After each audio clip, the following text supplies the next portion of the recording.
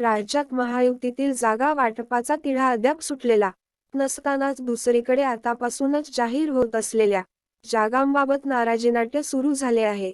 अमरावतीच्या खासदार नवनीत राणा यांचा पक्षप्रवेश करत भारतीय जनता पक्षाच्या वतीने त्यांना अमरावती लोकसभा मतदारसंघातून उमेदवारी देण्यात आली. मात्र एकनाथ शिंदे यांच्या शिवसेनेचे नेते आनंदराव अडसूळ यांनी याबाबत तीव्र शब्दात नाराजी व्यक्त केली आहे.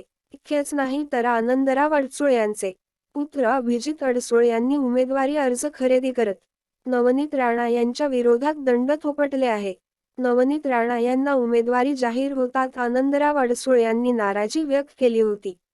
महायुती या माध्यमातून आत्महत्या करत असल्याचा गंभीर आरोप आनंदराव अडसूळ यांनी केला होता. शिवसेना, प्रहार संघटना आणि स्वतः भारतीय जनता पक्षाचे पदाधिकारी नवनीत राणा यांच्या विरोधात आहेत. असे असताना त्यांना उमेदवारी देणे हा निर्णय अकल्पनीय असल्याचे आनंदराव अडसूळ यांनी म्हटले होते. इतकेच नाही तर नवनीत राणा यांचे जात वैधता प्रमाणपत्र रद्द ठरवण्यात आले आहे. यासंबंधी सुरू असलेल्या सुनावणीचा निकाल देखील लवकरच येणार आहे. असे असताना देखील त्यांना उमेदवारी का देण्यात आली, असा प्रश्न अडसूळ यांनी व्यक्त केला होता. यानंतर मुख्यमंत्री एकनाथ शिंदे यांनी आनंदराव अडसूळ यांची भेट घेत त्यांचे समजूत घातल्याचा प्रयत्न केला होता.